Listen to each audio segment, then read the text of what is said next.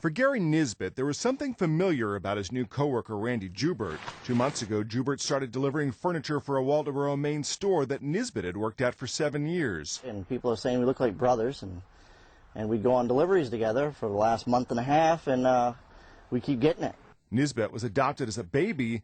He'd found the name of his birth parents and also discovered that he had a younger brother. All he knew was a first name and a birth date. And one day while Nisbet and Joubert were making a delivery, something clicked with me. I said, I'm going to go out this door and ask him a strange question.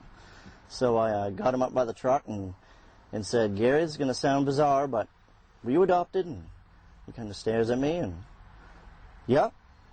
I said, what's your birth date? June 10th, 1974. And I knew I'm searching for this guy. I'm like, I know that birth date. I said, do you have your original birth certificate? Do you know your parents' names? He said, yep. And I said, is it Wilfred and Joan Pomeroy? Just stares at me.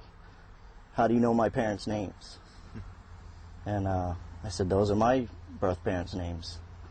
So I've been riding around with this guy for a month and a half, and he's my full-blooded brother. So what was that like? Phenomenal. It turns out that both men were adopted by families in the same county. They went to rival high schools and even lived in the same town the last few years. They kept their discovery a secret for 2 weeks before finally telling their employers. And he said, I would have never found him if you didn't hire me to work here, and I started crying. Then the word got out. And he said, Gary's my brother.